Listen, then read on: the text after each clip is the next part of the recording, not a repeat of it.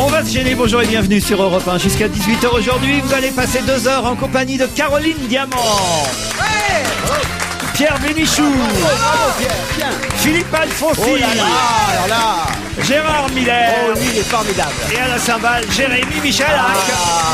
Le roi, l'unique. Oh, il est merveilleux. L'unique roi de la cymbale. Ah ouais. Bien dire, Il n'y en a pas deux. C'est ce qui fait de mieux, Jérémy, dans cette émission. C'est ce qui fait de mieux. Oui, c'est vrai. Allez, ça me fait plaisir. Sur la cymbale, il est fort.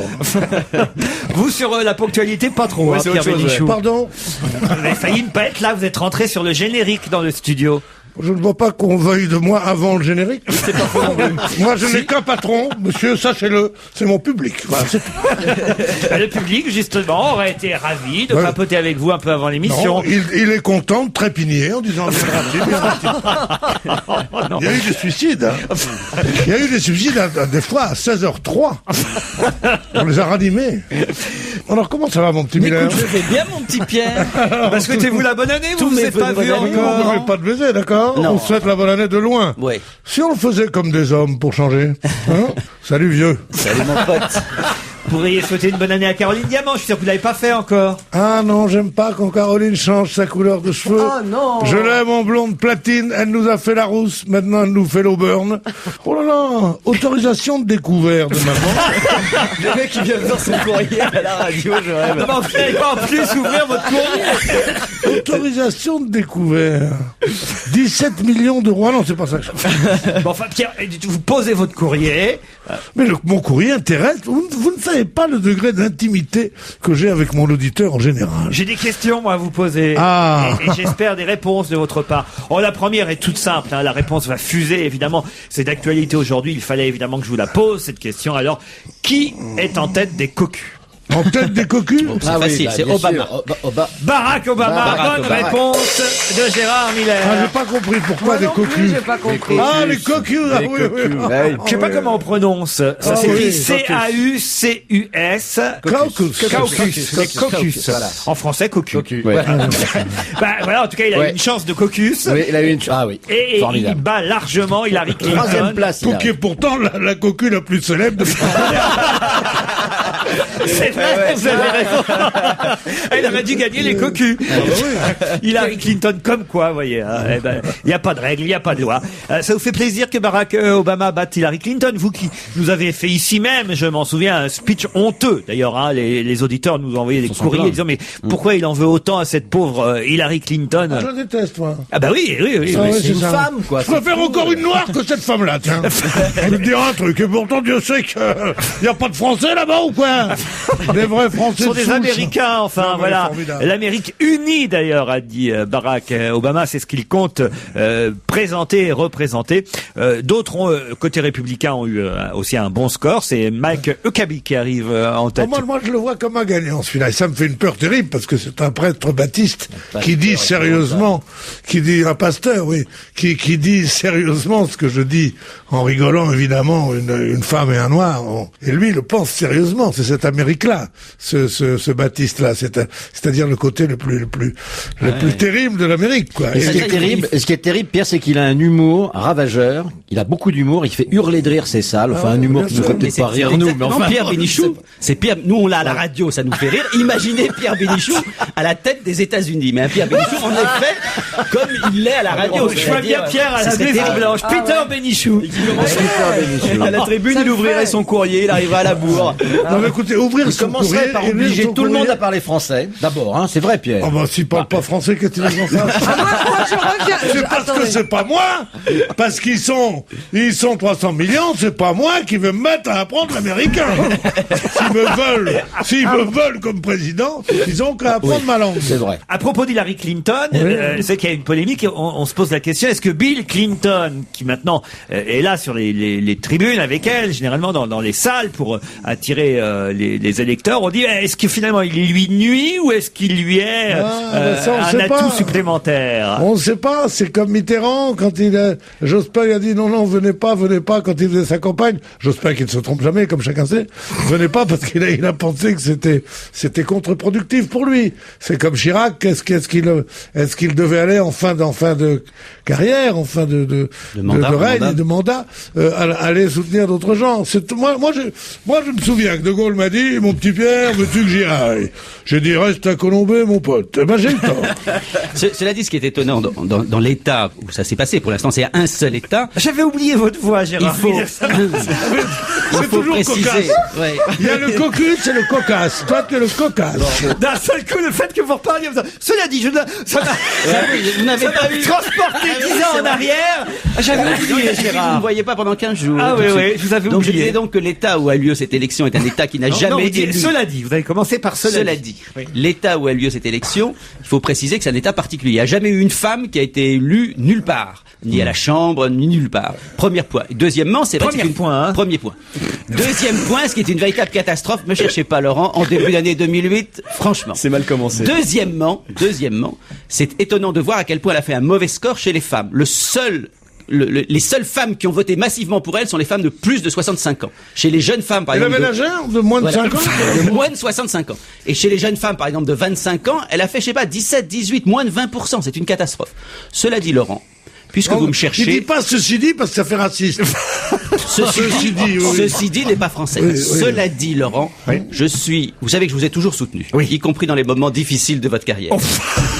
Mais je dois dire que parler de cette élection, qui n'intéresse, faut bien dire, qu'une toute petite partie de l'humanité, au lieu de parler de l'élection qui intéresse tout le monde, c'est-à-dire celle du chroniqueur 2008 de Laurent Ruquier, je suis un peu vexé. Il y a en effet un de vos sites, vous avez un site de fans, je crois que ça s'appelle ruquier.com, je ne sais plus exactement comment ça, qui chaque année organise le chroniqueur de l'année. Et cette année, Pierre, tu as été chroniqueur, je crois, une année précédente, mais cette année, avec une finale incroyable entre Isabelle Mergo et moi-même, je dois dire que c'est moi-même qui ai été chroniqueur de l'année. Et je trouve que parler de l'élection américaine... surtout qu'Isabelle Mergo est à peine venue cette année. Donc et toi, tu as été battu, mais je crois, en quart de finale. Et ou en toi, t'as demi-finale. passé ton temps sur Internet à Pas du voter tout. pour toi. Je l'ai découvert en rentrant. Mes propres fans Moi, m'ont j'ai mon écrit. diplôme, moi, j'ai une photo de moi, un énorme truc. Oui, tu étais chroniqueur il y a 2 ans. J'étais 3 ans. chroniqueur de l'année. Non, il y a 1 an. Et j'ai mon diplôme. Toi, peux-tu produire le tien? Et je vais le produire très rapidement, je pense que je vais le recevoir, mais tu as été battu. élu chroniqueur de l'année. Chroniqueur Gérard. de l'année. Merde. Sur l'ensemble de vos c'est émissions. pas possible. Ah ben non, écoutez, je n'y peux rien. Oh Je là n'y là peux rien. là Ma là popularité là a là. dépassé celle de Pierre Mais Bénichou. même Catherine Barmat t'aime pas. Et Dieu sait. Non, mais ce que vous ne dites pas sur les États-Unis, Oui. c'est qu'un candidat a fait, il y a à peu près une dizaine d'années, 2% Oui. dans ce caucus. C'est Clinton. Comment s'appelait-il? Bill Clinton. Ouais. Bill. Et non seulement il a remporté l'investiture des démocrates, mais il a remporté aussi la présidence des États-Unis. En tout cas, à propos de la contre-productivité éventuelle du soutien de Bill Clinton à son épouse dans cette campagne, le journal Le Monde avait fait un petit compte c'est assez rigolo ça quand même, des mots qu'il employait pendant qu'il faisait un discours sur une tribune. Pendant 10 minutes, il a employé seulement 7 fois le prénom Hilary, celui de son épouse, et 94 fois je. Ah, j'ai cru Monica. Non. Le con. C'est-à-dire que il parle comme s'il était lui le candidat, alors que la candidate, c'est quand même sa femme. Ouais, mais ils veulent l'aider quand même. Il va l'aider, Ouais, c'est la il file question un coup qu'on de peut se main, poser. sa femme. Mais ça, c'est peut-être injuste, parce que s'il a dit à chaque fois, je vais la soutenir, je vais l'aider, alors ce sont pas des jeux très graves. Alors moi je crois qu'il la soutient comme le soutien-gorge soutient Monica. Hein. Il la soutient pas vraiment, elle a pas besoin de ça. Et est-ce que vous pensez que si elle est élue, juste pour se venger, elle va se payer un petit stagiaire, genre un peu beau gosse, un peu musclé pour le bureau de la Maison Blanche? Moi je Juste ferais pour ça. l'emmerder. Moi je ferais ça. C'est tellement pas une réaction de femme. Non, tellement. Si vous saviez, non. Ah non? Nous ne sommes tellement pas dans la revanche basse et merdique auquel vous auriez pu penser. Pas du tout. Et si elle le fait, parce qu'elle le fera peut-être, elle le fera discrètement, comme nous savons faire les choses. C'est ça, côté faux cul, quoi. Non, Genre Carla Bruni, quoi. Dans un livre. Ou Laure Manodou. Discrètement. Un hein. truc de femme, quoi. Oh bon, il y a des exceptions à ma règle là.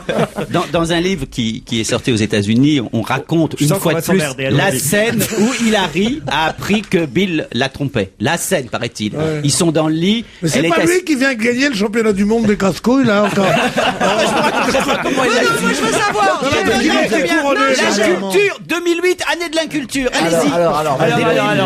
Donc, il s'assoit sur le lit, ils viennent dormir avec elle, il s'assoit sur le lit, il lit le journal et s'aperçoit que l'affaire commence à monter. Il lui dit, il faut absolument L'affaire. que l'affaire Monica Ah oui, d'accord, Lewinsky bien sûr, est en train de bien sûr. monter. Il lui dit, il faut que Non, je mais- t'informe de quelque chose. Donc il lui montre les faits et il lui dit, paraît-il, c'est cette chose incroyable, il lui dit, cette jeune femme était en effet, je crois, stagiaire chez moi, elle était amoureuse de moi, je lui ai témoigné de la sympathie, elle a cru sans doute que j'avais pour elle aussi de la sympathie. Donc il lui ment à la première seconde. Et on dit qu'à ce moment-là, elle a parfaitement compris qu'il la trompait et qu'elle a fait comme si. Et je trouve que c'est assez joli comme récit parce qu'elle savait que l'étape suivante, ça serait sa propre présidence. Ça avait l'air bien au début. Oui, c'est bien parti. Je comprends pas. Restons aux États-Unis pour la deuxième question, puisque je vais vous parler de Sarah Jane Moore, qui vient d'être libérée. Qu'avait fait Sarah Jane Moore pour être restée en prison depuis 1975? Oh bah elle avait tué quelqu'un. Pas tuée, non. Oh, bah, elle lui a fait du Elle mal avait quand même. menti à son mari. non, non. Elle lui avait dit, aide-moi à faire la vaisselle. Elle a pas harcelé quelqu'un, ce serait. Elle a 93 ans. À 93 ans. Ah non, elle a pas 93 ans, pardon. Elle a 77 ans aujourd'hui. Voilà. Et le Donc en 75, Alors elle avait... donc, elle a dû faire quelque chose à un homme de 93 ans. Puisque vous n'avez pas sorti ce chiffre par hasard. Non. Non, non, non. Elle a fait quelque chose à un homme parce que vous avez eu un petit sourire sur le mot homme.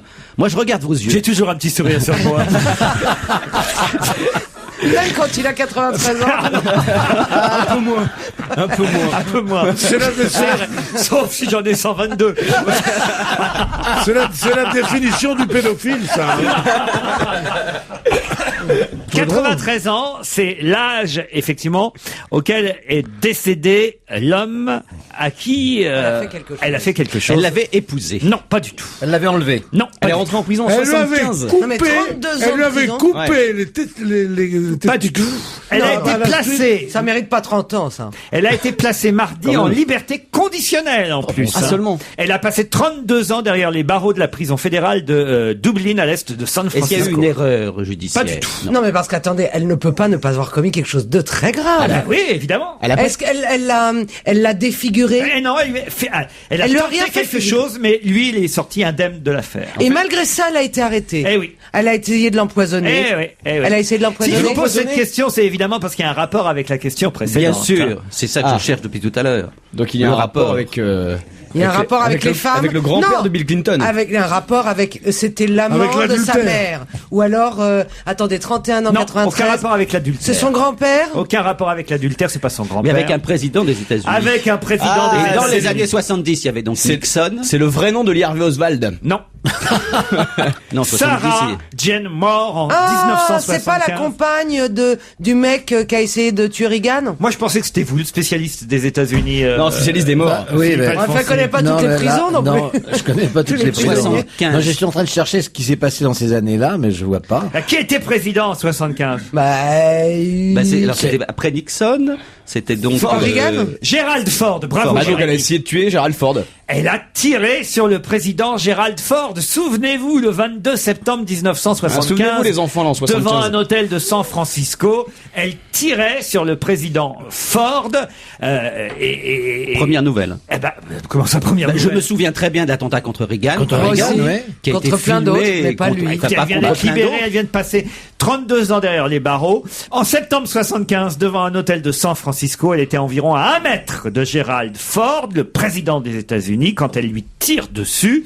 Le 38e dirigeant américain n'a eu la vie sauve que grâce à l'intervention d'un marine handicapé qui était là par hasard, près de la tireuse, et qui lui a détourné le bras au dernier moment. La balle, finalement, est passée au-dessus de la tête de Gerald Ford. Quelques heures plus tôt, ça c'est assez amusant, ce que raconte l'article. Quelques heures plus tôt, Sarah Jane Moore avait été déjà arrêtée par la police et par les agences de services secrets parce qu'elle avait proféré des menaces par téléphone au président des États-Unis. Chez elle, la police avait saisi un pistolet de calibre 45 et l'avait inculpée pour dissimulation d'armes puis l'avait libérée. Tenace, à peine sortie, elle court racheter une arme et elle attend Ford dans la foule devant l'hôtel Saint-Francis, et là elle tire dessus, mais heureusement un ancien marine handicapé détourne le bras au dernier moment. Total, 32 ans de prison. Quelle histoire. 32 ans de prison. Pour avoir raté son coup, elle en aurait pas fait plus si elle avait réussi, c'est ça qui est con. non, ça c'est sûr. Ouais. Si, en Amérique, elle aurait été chaise électrifiée. Tu es chaise électrifiée pour moins que ça en Amérique. Ah, oui. Et là, vous savez en plus que ce qui est drôle. Comment vous dites Chaise électrifiée. C'est un verbe, ça, chaise électrifiée. Je chaise électrifie. Et alors, je me souviens de l'épisode, et ce qui est vrai. Maintenant, vous en souvenez, vous. Je m'en souviens depuis que j'ai regardé Internet, discrètement. Et c'était un jeune gay, dit-on dans l'handicapé en question était un jeune gay. Vérifiez-le. C'est pas un handicap. Un ancien marine handicapé et gay. Absolument. C'est une vanne ou pas? Mais gay, parce que sinon, on va falloir que tu gay, changes ça veut d'humour dire pour qu'il donner rigolait. Non, gay, c'est veut dire qu'il rigolait. Non, Mais non, pourquoi? pas du tout. Quel l'intérêt de savoir ça? Ah bah c'est tout, c'est marqué. Il s'appelait Oliver Sipple. Exact. On sait un du jeune gay. On sait du combien il chaussait. Alors, moi, non, mais Parce pour que savoir. J'ai pas lu la fin de la phrase. Attendez, il faut peut-être que je dise la fin de la phrase. Mais en tout cas, c'est bien Oliver Sipple. Évidemment, il est premier chroniqueur, mais lui, on lui achète des ordinateurs de poche et tout. C'est facile d'être bon comme ça. Ouais. Oui, ça c'est vrai. Moi, mes parents, ils veulent même pas que j'ai le Minitel. Alors, Ah tiens, qui s'est marié à Bora Bora? à Bora Bora, des Tahitiens. Ah, la réponse est bonne. En seconde noces, là, un mariage vient d'avoir lieu sous les tropiques, en Polynésie française, au large de Bora Bora, sur une île privée, a eu lieu une cérémonie importante. Qui s'est marié? Paul-Émile Victor. Non. Un couple qui a déjà de longues années de mariage derrière? Comment ça? Bah vous dites qu'il s'est remarié. Ah, j'ai pas dit qu'il s'était Allez, remarié. dans seconde noce. Non, Seconde c'est noce. seconde noce. Ah, seconde noce, mais donc ils sont plus de première fraîcheur. Ah bah écoutez, lui il a quand même 46 ans et Bah, puis c'est ça, c'est pas très jeune. et puis c'est vrai que ça faisait quand même 13 ans qu'ils vivaient ensemble. Voilà, Voilà. c'est pas bon. C'est un quelqu'un du showbiz. Oui, Français, oui. ce sont des Français. Pas français du tout. Ce sont des Américains. Américains. Américain un peu, Ouais. alors. Ah, Britney Spears. Non, c'est pas Quand on dit toujours. pas français, tu dis La Britney fiancée, Spears. la jeune épouse est beaucoup plus jeune que lui. La jeune épouse est beaucoup plus jeune. Écoutez, Oui, j'ai enfin, pas son âge. Hugh Grant, Hugh Ah, Grant. est-ce que- C'est lui qui est connu alors. Elle avait été l'épouse du chanteur de R&B Kenneth Babyface Ah oui, Edmonds. oui. Kate Moss. Je sais qui c'est Stark. Stark. Philippe Stark. Philippe Stark. Mais qui vient non, de se marier. son mariage était à Paris là. Philippe Ça, oui, Stark. bah, au Royal. Je ne savais pas Monceau. que c'est- je croyais que Philippe Oui, ton Stark. ordinateur. T'as vu la tenue? Quand je dis que c'est un des personnages les plus grotesques de Qui était en l'histoire, kilt. pas de la décoration, de la France entière.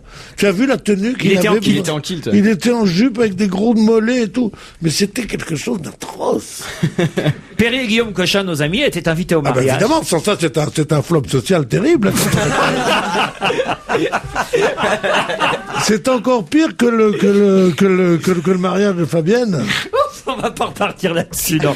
Ah, non, Oh, vous n'étiez pas invité, si je ne me trompe bien. Attendez. Il y avait une actrice qui s'appelait Marguerite Pierry à une époque, qui parlait comme ça. Vous n'étiez pas invité. Marguerite Pierry, c'était une jeune fusilière qui n'avait pas réussi. Tu vois ce que je veux dire? Oh mon Dieu, mais que des noms qu'on connaît pas. Non, mais laissez-le, ça le rajeunit, lui, encore.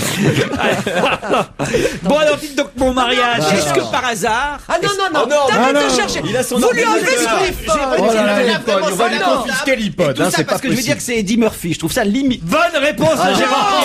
Vraiment, tout d'un coup, j'ai eu un éclair d'intelligence. Ah non, mais il triche. Mais pas du tout. Mais confisquez-lui cet iPhone. Mais c'est pas un iPhone, c'est ma paire de lunettes, regardez. Tu te poses et tu éteins ton iPhone D'accord. sur la table. Non, enfin écoutez, Eddie Murphy, bah oui, c'est lui qui a épousé Tracy Edmonds, c'est le nom de l'ex-épouse du chanteur de R&B Kenneth Babyface Edmonds, et voilà, et ça faisait quand même quelques années qu'ils vivaient ensemble. Eddie Murphy qui est aussi papa, récemment heureux papa d'un enfant qu'il a eu avec Mel B, Oui, c'est ça, l'ex-Spice Girls, Voilà, mais c'est pas qu'il elle n'a qui l'a pas épousé. voulu reconnaître. Mais Béatrice était contente ou pas? Béatrice qui? Quand Tracy, c'est le de sobriquet, c'est le diminutif de Béatrice. Tracy? Tracy, oui, bien sûr. Ah, je savais pas. Et là, par exemple, quand tu dis ça, tu penses que ça va provoquer quel effet sur l'auditeur? Franchement. Non, mais là, il y a des moments où tu donnes tu fais des interventions, je me dis, mais qu'est-ce que tu espères? Que ça intéresse quelqu'un, que ça le fasse rire? Ouais, c'est comme le marine gay, C'est- tu vois, tu c'est sais- pareil. Ah là, je dois C'est dire, à peu près le même genre. je reste sans réponse, tu m'as accueilli. là. Eh oui, je sais bien. Tu m'as accueilli.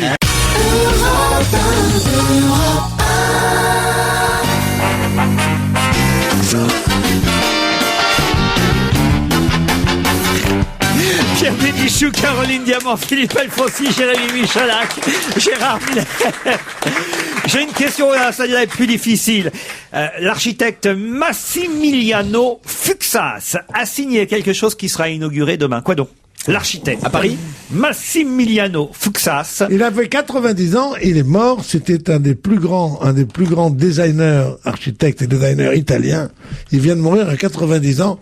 Il avait créé tout le mobilier moderne qui nous venait d'Italie, dont la fameuse machine à écrire Olivetti. Et il a aussi dessiné quelque chose qui sera inauguré demain. À Paris? Pas à Paris. En France. En France. Mais pas à Paris. À Lyon. Pas à Lyon. Demain, on est le 5 janvier. Oui. Bon, ça va pas vous aider vraiment, non, ça va pas. Non, mais je cherche des pistes, moi. attendez. Et dimanche le 6, si vous voulez savoir. Dimanche le 6. Vous voulez que je vienne avec une galette? À Marseille. Grande ville de France ou pas? À Marseille, non, mais grande ville de France, oui, monsieur. Toulouse. Non, pas Toulouse. Bordeaux, Lyon, bien non sûr. plus, non. C'est quelque chose Est-ce de que ça va décoratif? nous aider de trouver la ville? Strasbourg. Bien sûr, Strasbourg. Alors, c'est un rapport avec le Parlement européen? Du tout. Du tout. Une paire de saucisses. Une paire de saucisses à Strasbourg, mon père. C'est très design. On serait allé chercher un grand architecte comme Massimiliano Fuxas pour designer une paire de saucisses à Strasbourg. Pierre. Oh, c'est vrai, c'est une connerie, mais ils en font d'autres. Hein. Une gare? Non, pas une gare. Pas C'est une quelque gare chose de rêver. décoratif ou quelque chose de fonctionnel? Fonctionnel. Ah, donc Une c'est pas, poste? c'est pas une statue ou une C'est connerie pas comme un ça. musée. C'est pas un musée, c'est pas une poste. Ah, C'est c'est un l'intérieur du restaurant. métro de Strasbourg, Non, le c'est pas tram. le métro, pas le tram.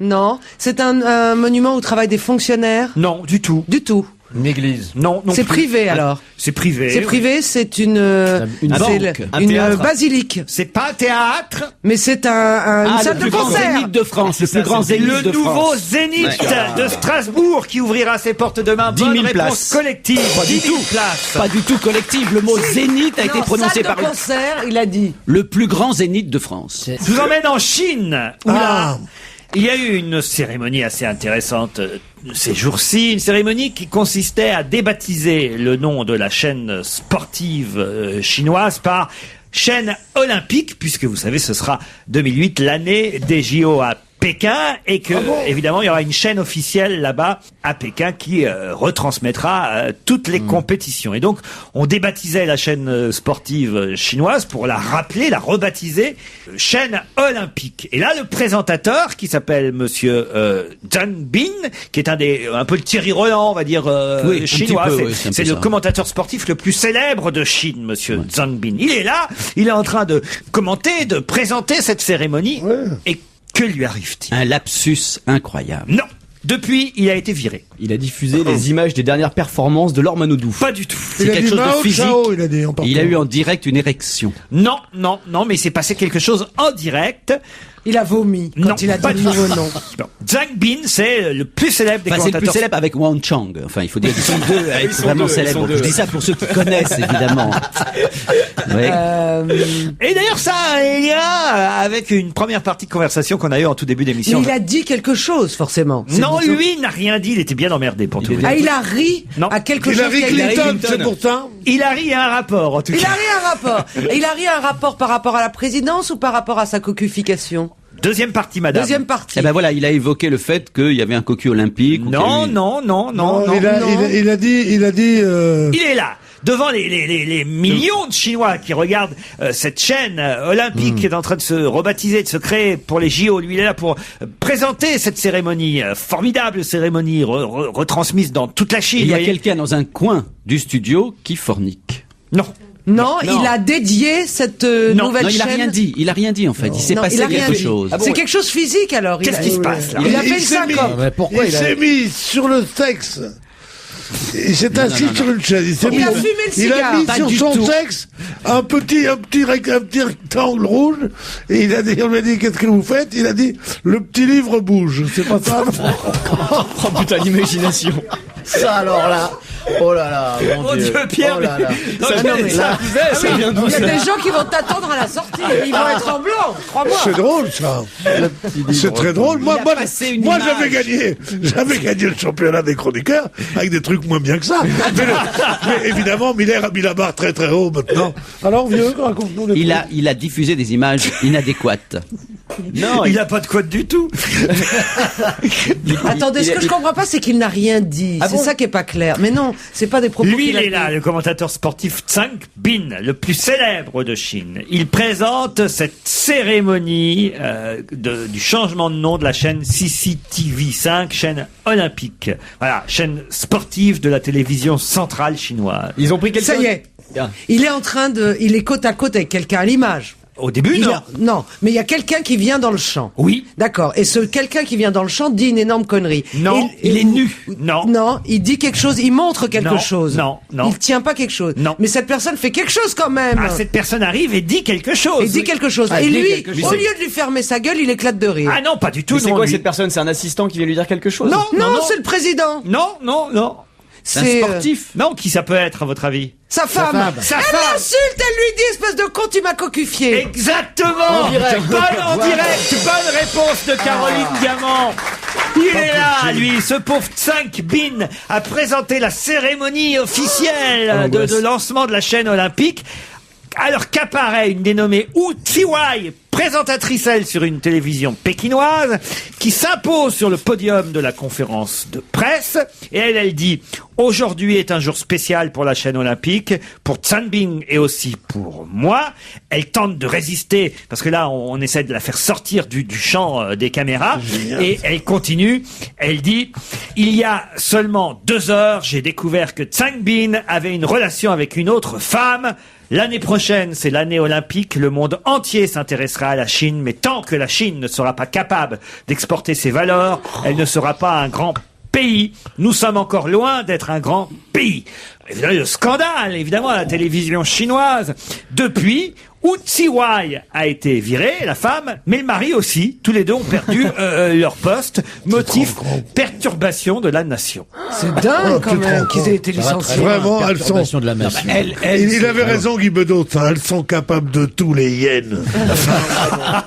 Ce sont des hyènes. Mais me regarde pas, j'ai rien Non, les fait. hyènes, c'est la monnaie au Japon. Ah, mais tu vois ici un type un ministre ou un présentateur de télé, Poivre d'Arvor qui laisse sa femme qui arrive. Ouais! Mais c'est drôle. Il y a 2 heures, je sais qu'il Il y a longtemps qu'elle aurait dû débarquer. dis donc. qu'il a une relation avec une autre femme. Fou rire de Elle tout serait là ça. un soir sur 2, surtout. Ce serait pas événementiel. Non, mais c'est un vrai enjeu en Chine parce que vous avez vu qu'il y a le retour des concubines. Concubines qui était absolument une pratique honnie par la Chine communiste. On raconte que maintenant, les hauts dignitaires, les gens friqués ont des concubines, c'est-à-dire des maîtresses officielles. Ce qui était évidemment une des choses que le communisme a aboli. À propos de qui Michel Drucker a-t-il déclaré avoir écrit une œuvre mondialement connue et attendre de passer dans mon émission pour décrocher le sourire, Ouais, le sourire ça. de la bouchère, et c'est de Simone de Beauvoir qui me parle, là. Bonne réponse de Pierre Bénichou. Tu connais bien Drucker, toi. Parce que sinon, Simone de Beauvoir aussi, mais Simone de Beauvoir lui avait dit, quel est votre bagage? Quand il l'a interviewé. Et je peux mettre ma main au feu que Simone de Beauvoir a jamais pu dire une phrase comme ça. C'était tout ce qu'elle détestait dans ce langage bourgeois, de dire il a un bagage. Elle-même dit oui, je travaillais un peu, je pensais à la grecque, comme ça, mais dire quel est votre bagage, je suis sûr qu'il se trompe. Parce qu'il ment pas, Michel. Mais il se trompe. En tout cas, c'est le 9 janvier, dans quelques jours. Mais ses parents disaient qu'est-ce qu'on va en faire, hein. Et quand on arrive au bout du livre, on se dit qu'ils avaient raison. Bon, dis donc, vous êtes fâché avec Michel Drucker. Vous Pas du tout, mais il aime bien qu'on lui dise la vérité. Oh, bon, enfin bon. C'est le 9 janvier prochain qu'on va célébrer l'anniversaire de la naissance de Simone de Beauvoir. Elle aurait eu 100 ans. Le 9 janvier. Oui, si elle avait vécu jusque-là. Et vous, c'est pour ça qu'on en vous- parle. Mais oui. Ouais, bien sûr, vous avez vu la couverture de l'Observateur. Bien sûr. Oui. C'est une chose incroyable, donc, qu'ils aient osé faire ça. Moi, j'aurais été là, j'aurais pas osé. J'aurais pas laissé faire ça, mais en même temps, c'est un très bon truc journalistique. Pourquoi on la voit de dos avec son... Nu. Mais oui, mais en plus. Tu l'as vu ou pas? Oui, mais Bah, tout le monde l'a vu. Qu'est-ce Mais qu'il y a tu de trouves pas ça incroyable? Non, je trouve pas ça choquant, moi. Non, mais ça. Moi, c'est quand même incroyable. Ouais, Mais moi tu te d'accord avec vois Pierre. faisant... Il n'y avait pas les photos de face. Non, mais sincèrement. Si, tu retournes. Non, mais le c'est un journal. truc, c'est la, comment t'appelles? C'est Vous vouliez voir la queue du castor, mais... non, c'est un signe des temps. Il y a 3 ans, c'était impensable. Et il y a 10, encore moins. Pourquoi est-on sûr que le 20 juin prochain, le Parc des Princes sera plein à craquer. Parce que c'est mon anniversaire? Non.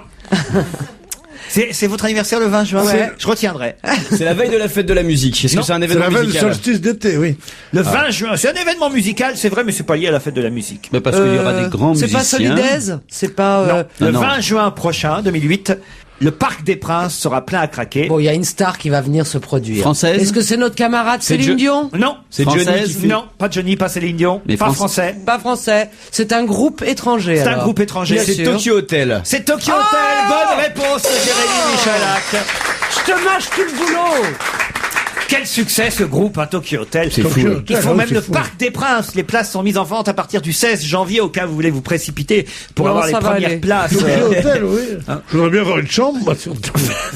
Je savais pas que c'était un groupe, moi. Ils Tokyo chantent en Hotel. allemand, Tokyo Hotel. Oui, c'est dingue qui donne envie aux jeunes d'apprendre l'allemand. Ouais, c'est fou ça. C'est bien. C'est vraiment le phénomène musical. Je sais que c'est Ah, le de l'année phénomène 2007. musical. Ah oui, ça, c'est mais étonnant. tu sais, pendant les dernières années, on se dit j'arrive à comprendre les phénomènes musicaux qui touchent les jeunes. Et puis là, tout à coup, tu sens vraiment la scission. Tu ne comprends plus oui, c'est vrai. du tout. C'est là qu'on a pris un coup de vieux en 2007. Ah oui, ils ont à cause des de Tokyo À Hotel. cause de Ah Tokyo ouais Hotel. Ils ont des gueules amusantes, c'est un groupe plutôt sympathique. Oui, oui, c'est vrai. Regardez, il essaie de se rajeunir. Ouais, mais genre- pas du tout. Je sais que 2008 est un cas Pas du important tout. pour Je suis toi, vraiment- Gérard. Mais c'est pas vrai, il a je- 60 ans l'année prochaine. Je trouve le phénomène sympathique. Gérard Dounet, je savais pas que vous aviez 60 ans cette Je suis vraiment un Vieillissez-moi, visionnaire, peu moi. importe.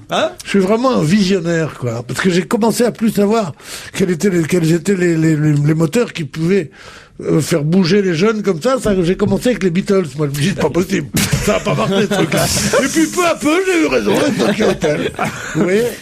Quel ouvrage qui pourtant chaque année vend 50 000 exemplaires n'est pas trouvable en ce début C'est le 2008 quid. dans les kiosques? C'est le quid. Quid, pas du tout. Parce qu'il est passé maintenant Sur Internet. Pas du tout. D'abord, le quid vendait beaucoup plus de 50 000 Ouais, c'est vrai. exemplaires. Beaucoup plus. Oui, alors c'est pas le quid. C'est pas le quid. Chaque année, on trouvait en kiosque ou en librairie cet ouvrage que cette année, on ne trouve pas. L'Almanach Vermeau. Non, non. Ah non, je sais, c'est... Ah ouais. Attendez, c'est une astrologue qui faisait son... Ah, Elisabeth Tessier. Oh, eh oh. Le livre de prévision d'Elisabeth Voilà. Tessier. Bonne réponse de Caroline Diamant. Et là, je dois dire, je ne sais pas si c'est votre combat depuis des années, Gérard Miller, qui a enfin fait effet. C'est mais possible. Pour la première fois, j'ai l'impression qu'on n'a pas eu le droit cette année aux prévisions, aux prédictions des astrologues pour l'année 2008. Moi, j'en ai pas lu aucune personne qui nous a prédit quoi que ce soit. On a gagné.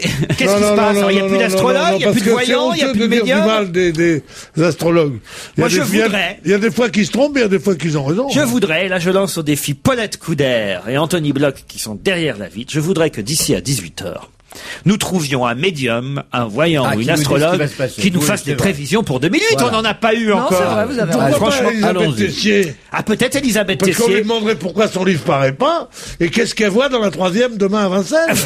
Non, mais Par exemple. son livre paraît pas, ça je peux vous le dire, parce qu'elle a beaucoup trop d'autres activités. Elle fait des conférences en Allemagne, en Oh, c'est Suisse, pas ça, c'est Ça veut le dire truc, qu'il faut hein. rien, ça. en Autriche, Qu'est-ce qu'elle fait d'autre? aux États-Unis, au Japon. Qu'est-ce qu'elle Je fait ne d'autre? veux pas être désagréable, mais elle pouvait recycler, par exemple, les prévisions de 1996.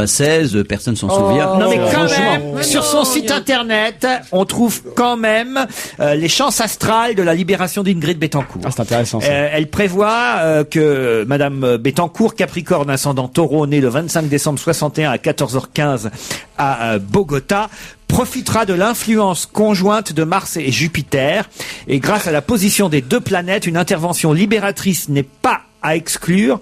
Intervention à laquelle Nicolas Sarkozy pourrait être associé d'après Madame D'après les Alors, Tessier. c'est pas Sarkozy et Chavez, c'est Mars et Jupiter. Oui. Ouais. Ah bon, d'accord. Remarque, c'est mieux. Non mais ce serait bien qu'on trouve un vrai médium, une Un vraie vrai, voilà, voyante. c'est le terme, c'était le vrai. Parce que Si, parfois, il y en a tout des à l'heure, faux. quoi. C'est-à-dire genre connaît. Paco Rabanne, quelqu'un comme ça, quoi. Ah oui, un vrai. Madame Irma, Putain de sérieux, ouais. Non mais vous n'avez pas envie de savoir ce qui va se passer en On peut 2008. pas avoir un marabout plutôt, c'est un rigolo. marabout. Ouais. Retour rapide de l'être aimé. Oui. Non, Maman ne revient que la semaine prochaine. il y avait un marabout qui faisait de la publicité dans un journal du dimanche, un truc comme ça, et c'était toutes les préoccupations des Français, c'était tiercé, cancer, l'auto, sida, et en gros, il y avait écrit parce que je trouve un titre de roman extraordinaire, Retour rapide de l'être aimé. Ouais.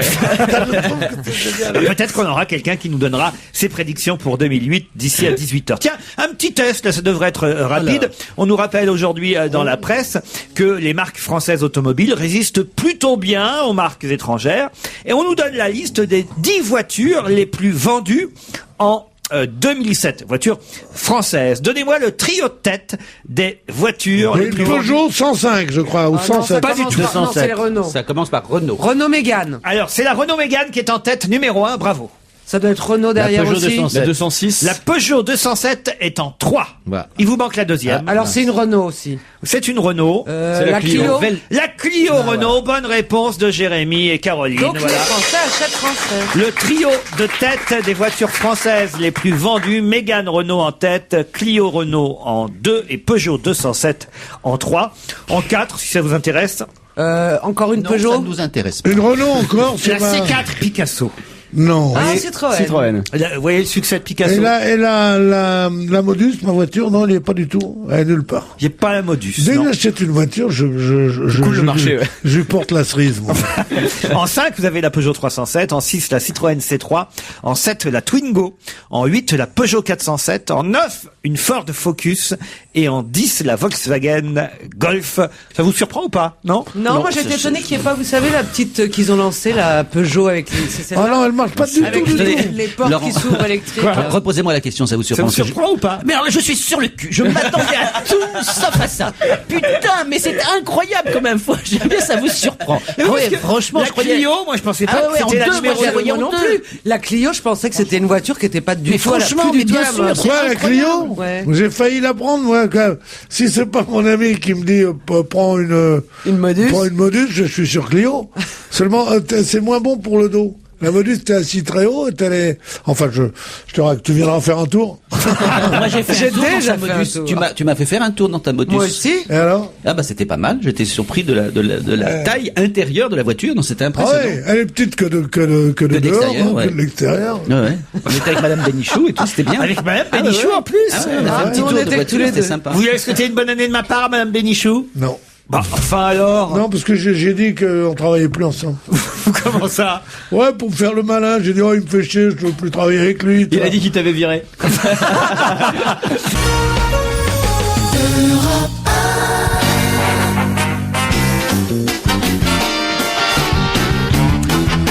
Toujours Gérard Miller, Philippe Alfonsi, Caroline Diamant, Jérémy Michalak et Pierre Bénichou.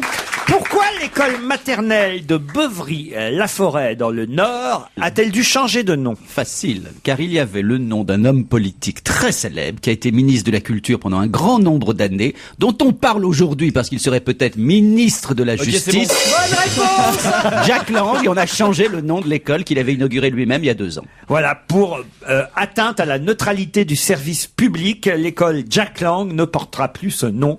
Que en pensez-vous? Je trouve ça stupide parce Ouais, qu'on il faut donne savoir aujourd'hui quelle est des la tas de noms jurisprudence. de Il faut gens. savoir s'il n'y a pas d'école qui porte un nom d'homme politique en exercice. Vivant, ouais. C'est recevable. Ouais.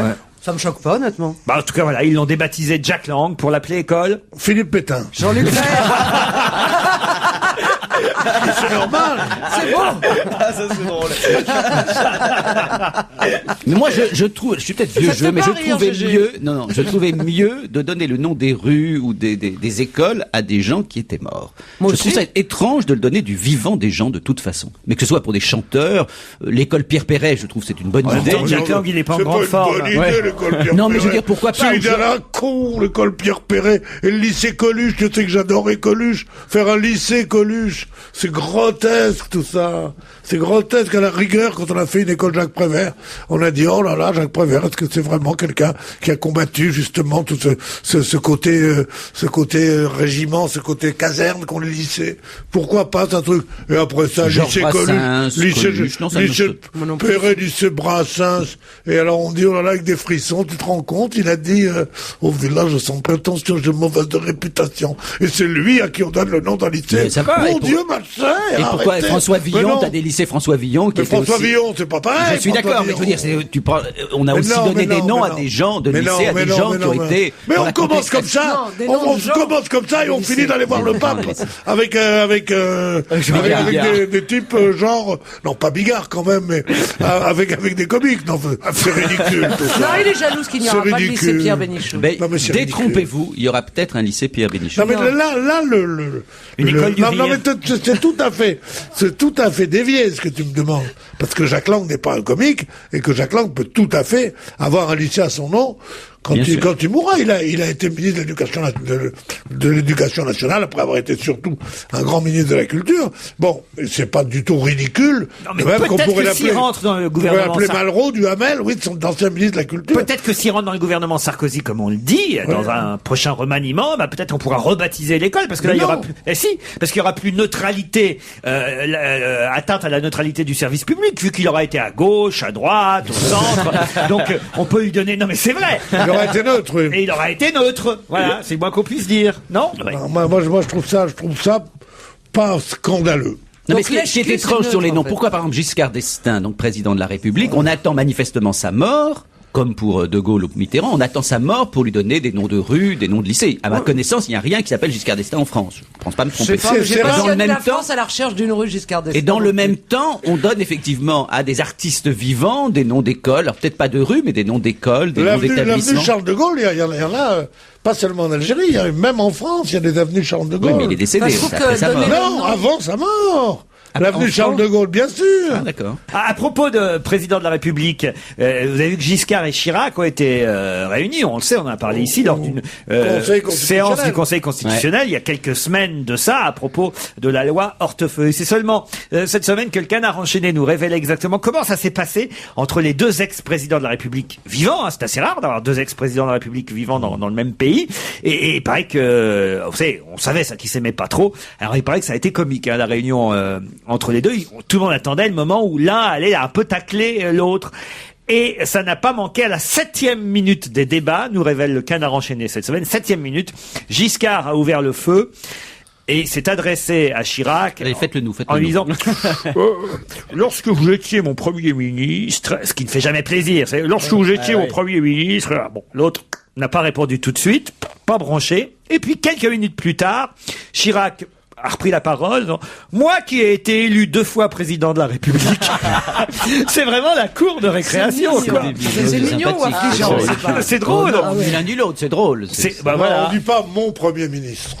Dire mon Premier ministre, c'est évidemment insultant. Il n'est pas Premier ministre de Monsieur Giscard d'Estaing, il est Premier ministre de la France. Passons à un Chirac. autre candidat municipal, Oui. celui-là à Paris, il sera même tête de liste, et il s'appelle Jean-Marc Restou. Quelle est sa particularité? Eh bien, qui s'appelle Restou. Il y en a très peu sur Paris. Est-ce que c'est Resto avec un X? Avec un X. C'est un SDF, non? C'est un SDF. Bonne réponse de Pierre Bénichou.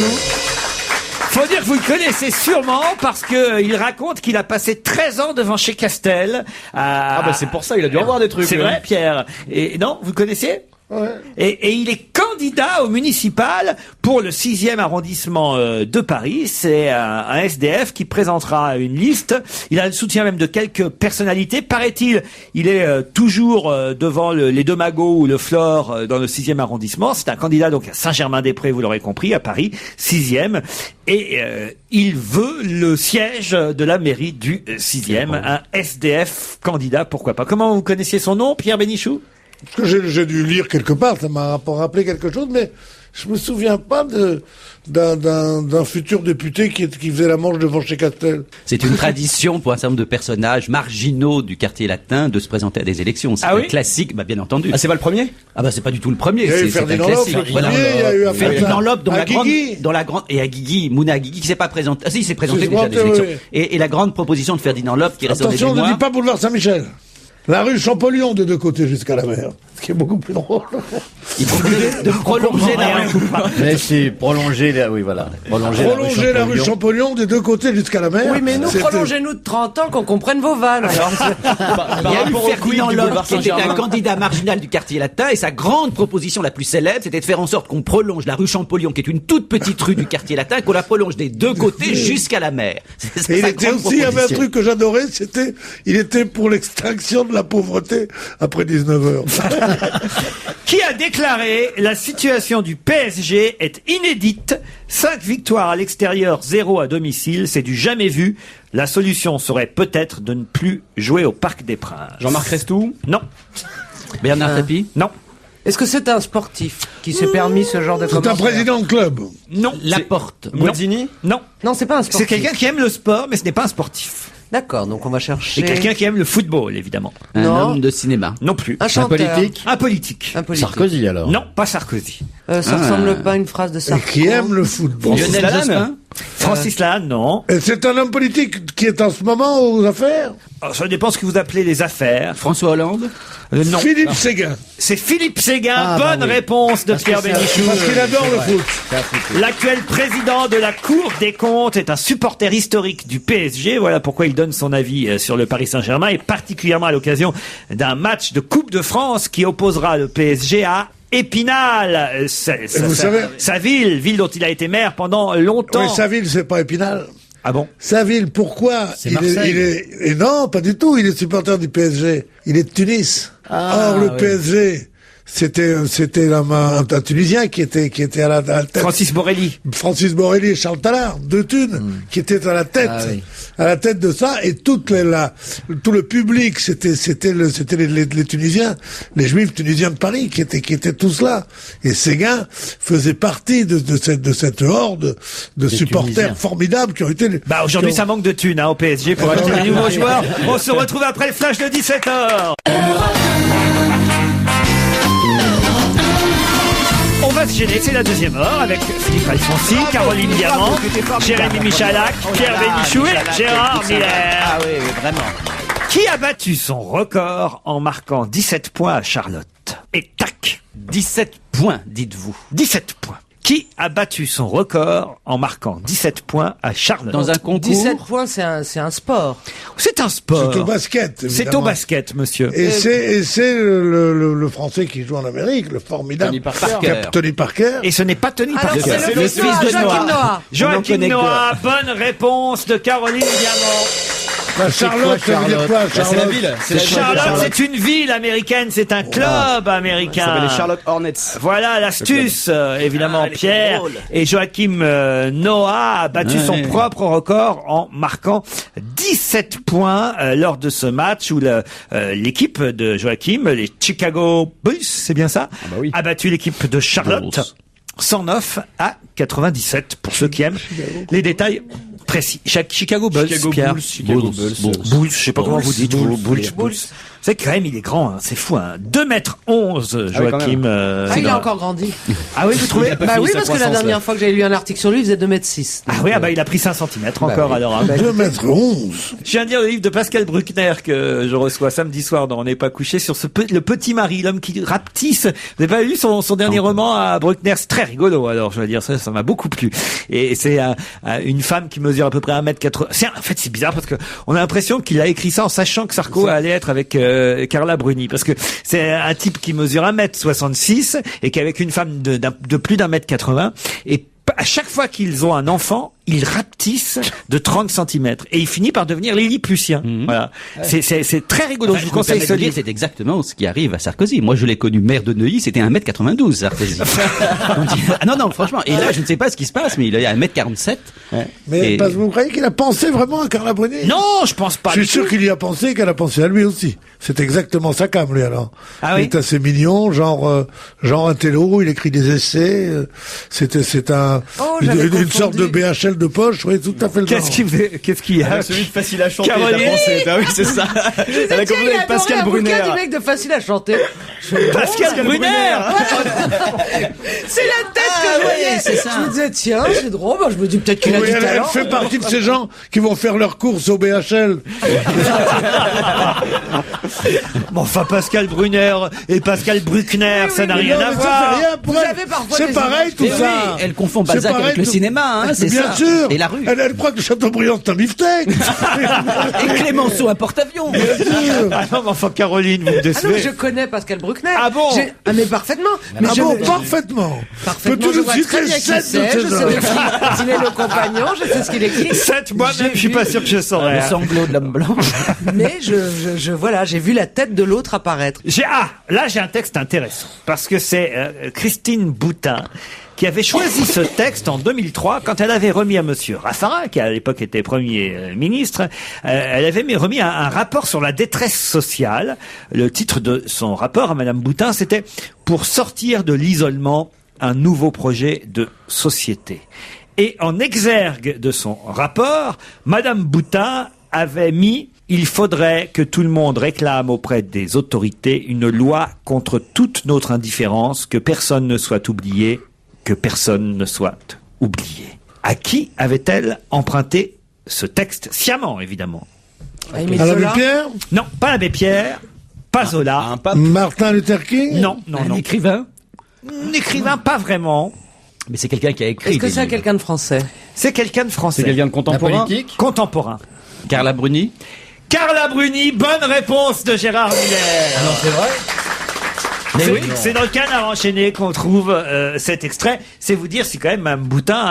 Elle a du flair. Elle a du flair, hein. Ouais. Ça fait plaisir évidemment à la nouvelle première dame de France. Est-ce qu'elle va vraiment être première dame de France, vous pensez? Vous la voyez, vous, première dame de France, Carla Alors, Bruni? pourquoi pas? Oui, c'est tout Ouais. à fait dans le style du monsieur, en tout cas. Ah oui? Bah oui, bien sûr. Ah oui. Alors c'est Un pas beau mal mariage comme people. style du monsieur alors. Tu m'étonnes. Hein Parce c'est une femme ravissante et très intelligente.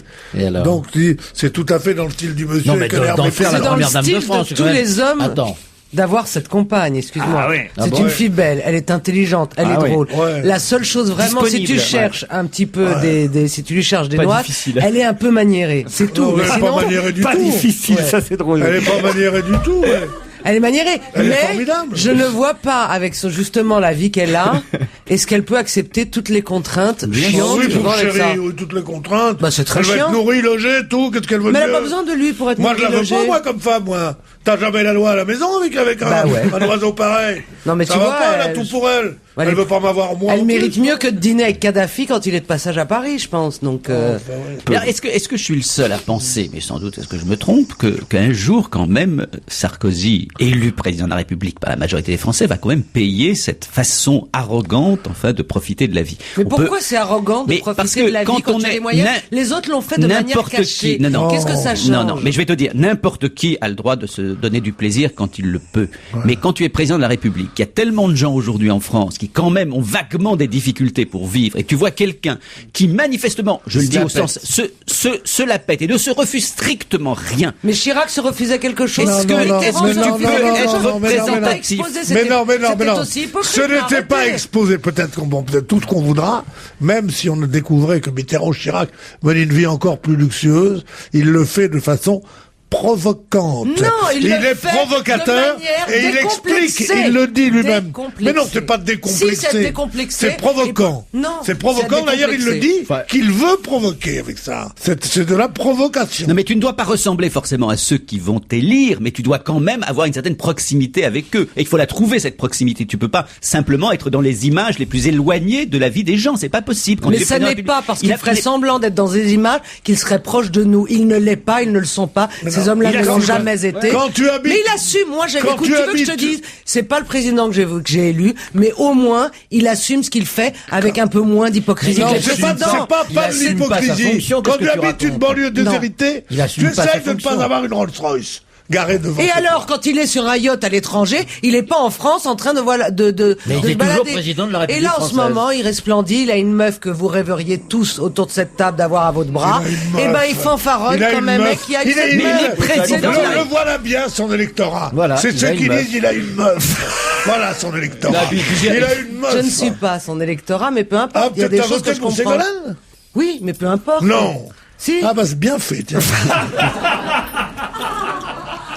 Dites, j'ai une question là pour quitter la politique qui, alors, Oh me non, paraît non, c'est pas de la étonnante. politique, hein. Une question qui va vous surprendre quand vous aurez la réponse et peut-être allez-vous la trouver vite, cette réponse. Je vais vous parler d'un couple qui s'appelle Raymond, elle s'appelle Meta. Raymond et Meta Poitré et ils habitent aux Pays-Bas puisqu'ils sont hollandais. Lui, il est diplomate.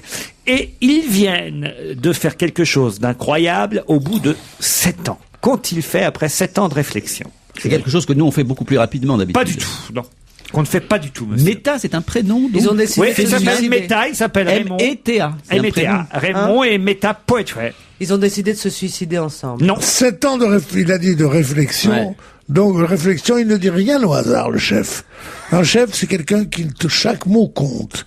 Alors, 7 ans, d'abord, c'est 7 years each. C'est la démangeaison des 7 ans, c'est là où les couples commencent à flancher. Et il a dit de réflexion, qui est un autre titre de film. que vous savez, Avec vraiment, Marilyn Monroe. Avec Marilyn Monroe. Mais ça Alors n'a aucun donc, rapport avec Non, tout ça. parce que ça ne sent pas le mariage. C'est pas C'était ça dans comme réflexion. l'article que j'ai sous les yeux. Voilà pourquoi j'ai dit 7 ans de réflexion. Mais ça, c'est pas pour vous mettre sur une piste quelconque. Ils ont hésité à acheter quelque chose pendant 7 ans. Non, acheter, c'est pas le mot. À vendre. Louer une télé. Non. À donner un prénom à leur enfant finalement. Ah, on se rapproche. À confirmer l'adoption de leur enfant. C'est pire que ça. À Mon reconnaître Dieu. un enfant. À reconnaître leur... Non. À sortir un À gamin du freezer. rendre leur enfant adopté. À rendre leur enfant adopté. Bonne réponse de Pierre Bénichou.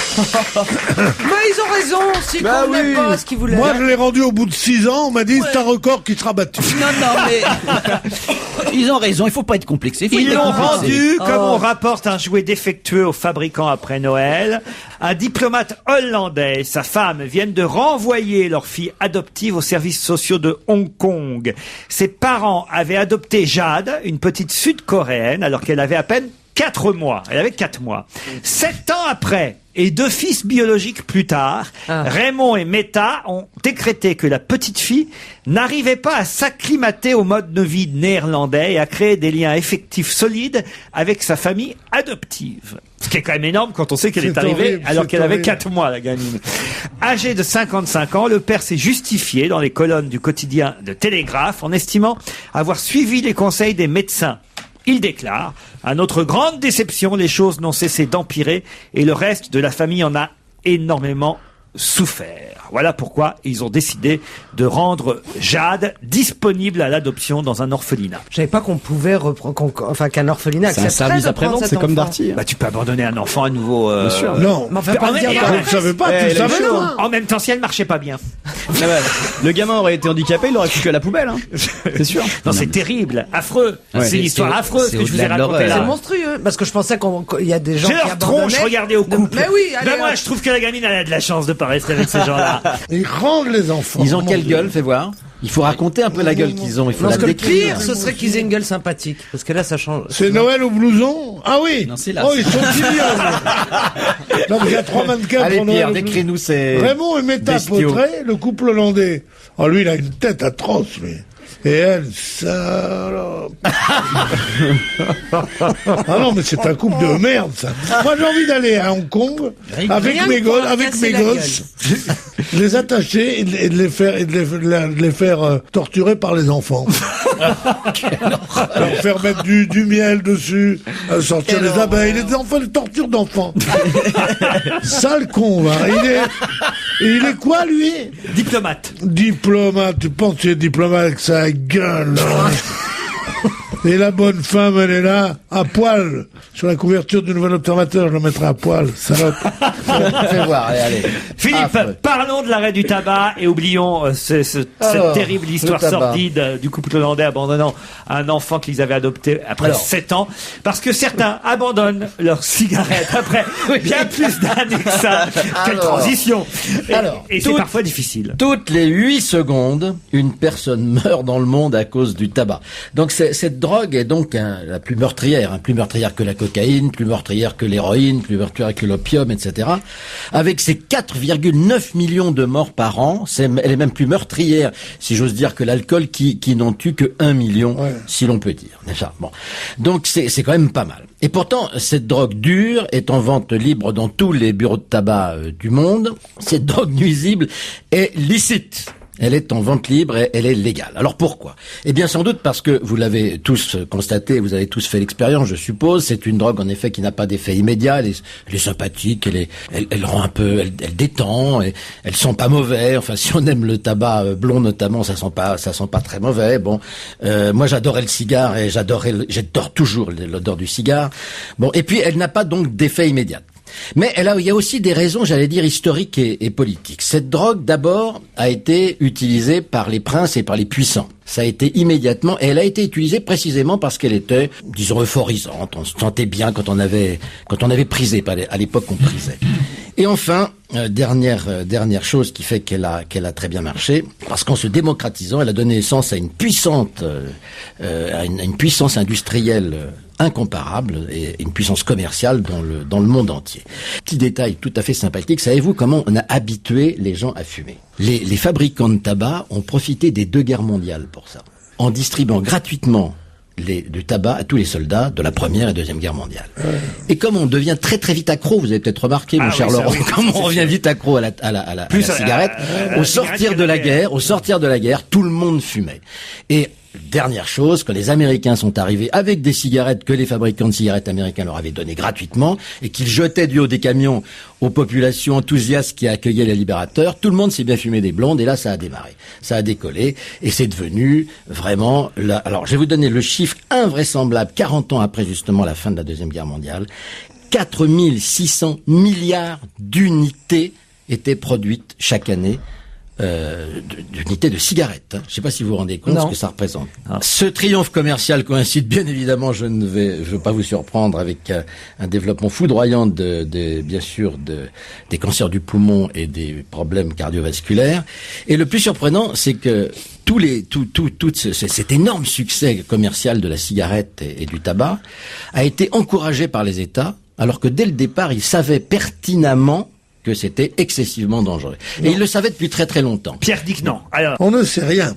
On sait évidemment que c'est un produit halogène, donc qui peut provoquer toutes sortes de choses. On pense qu'il contient des substances nocives comme la nicotine, ça. On pense qu'on arrive justement avec la cigarette à une sorte de compromis entre la nocivité et le plaisir qu'il donne et les avantages d'accélération de l'intelligence et autres choses comme cela. Et il y a des ennemis du tabac et il y a des amis du tabac. Or, les amis du tabac sont confortés par le fait que beaucoup de gens meurent à 90 ans en ayant fumé toute leur vie, et c'est comme ça.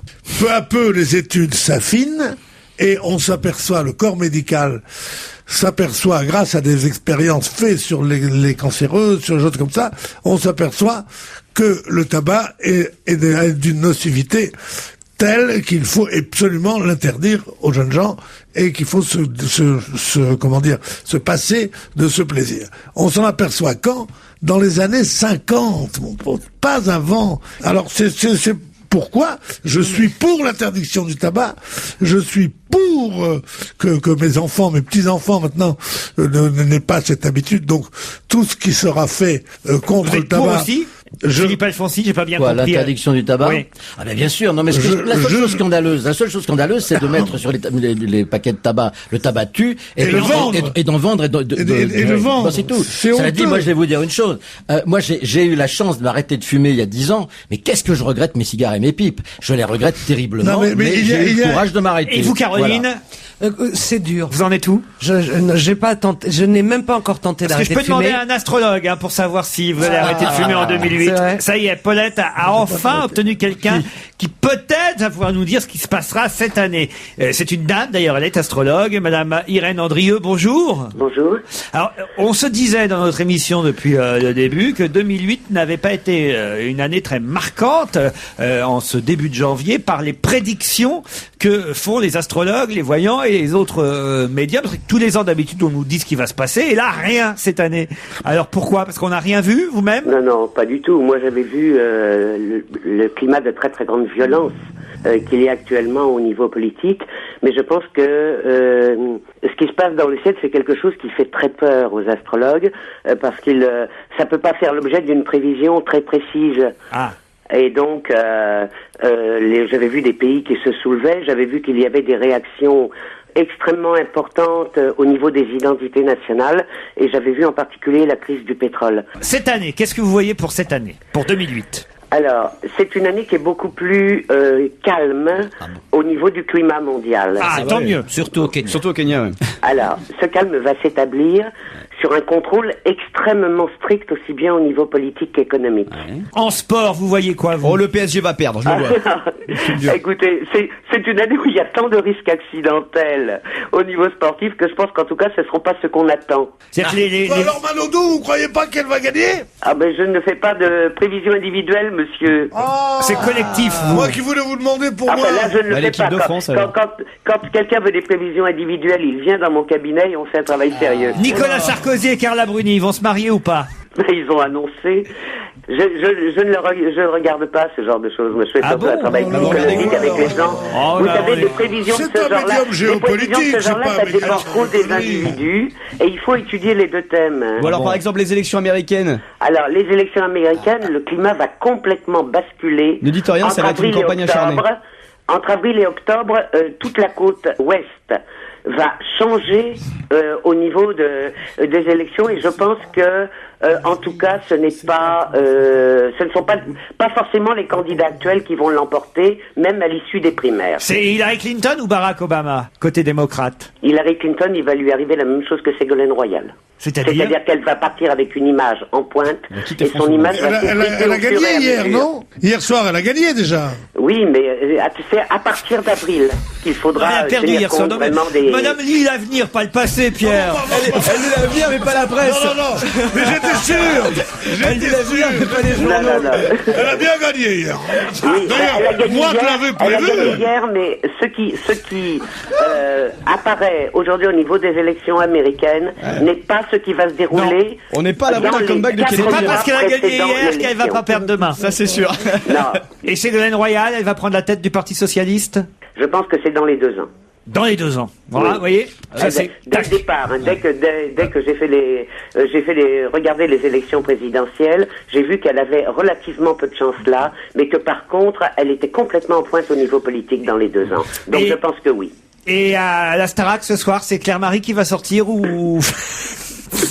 Vous Je crois faites que les prévisions c'est pour la que je suis en Starac? train d'écrire là. Vous faites pas? Ah bah, je suis désolé. en Non, fait. je fais pas ça. On vous remercie, Madame Irène. L'astrologie ne le fait pas. Hein. Allez, on vous remercie, on vous applaudit, Maman Drieux. Merci, hein, vous avez été très Au revoir, gentil. Maman Drieux. Enfin, Elle est bonne, hein. Elle était là. Ah non. Je dois dire, autant j'avais des doutes, ça, parfois je vous en ai fait part, oui. autant là, Ah bah oui. hein, là t'es bluffé, tu veux rien Et dire. en plus, c'est pas le genre qui se laisse influencer par les faits. Hein. Elle voit Hillary Clinton gagnant hier soir, elle continue à la voir. Hein. Heureusement pour le sport, on a quelqu'un qui est un peu plus doué en termes de prévision. C'est Roger Zabel. Bonjour Roger. Ah oui, c'est beaucoup dire, hein. Alors vous avez quand même des véritables prévisions. C'est les prévisions du journal L'Équipe. Oui, alors, l'équipe hier a fait quelque chose d'assez original. Ils ont, en termes de vœux, au lieu de faire des vœux normaux, ils ont inséré dans leur journal 4 unes idéales et complètement utopiques ou imaginaires en 2008. Alors par exemple, il y a la fausse une sur l'Euro 2008 et le football avec Raymond Domenech comme grande star.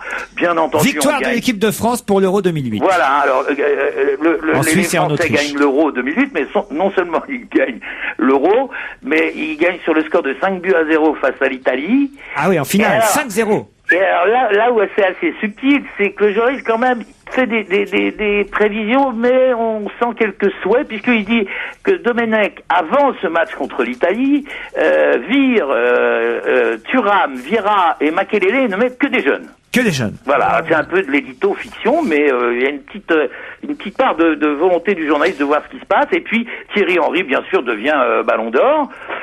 Pour les vœux les plus fous... les rugbymen français se rattrapent de leur mauvaise Coupe du Monde en gagnant le tournoi des 5 nations, enfin des 6 des 6 nations, ils gagnent le tournoi des 6 nations, puisque je vous rappelle qu'il y a l'Italie avec maintenant... contre l'Angleterre, ils gagnent en finale. Hein, ils gagnent et ils mettent une tôle aux Anglais. Alors ça c'est le bonheur absolu dans le monde du rugby. Ils ont bu à l'équipe depuis le 31 décembre ou quoi? Ils gagnent 46-3. 46-3 contre l'Angleterre. Bon. Alors à Pékin, on a Doucouré, Diniz, les athlètes, le relais 400 mètres et Romain Ménil à la perche qui sont médailles d'or. En judo... Laure Manodou. Alors, Laure Manodou, elle gagne le 200, le 400 et le 100 mètres d'eau et le droit d'éditer son propre calendrier. Non, là c'est moi qui anticipe.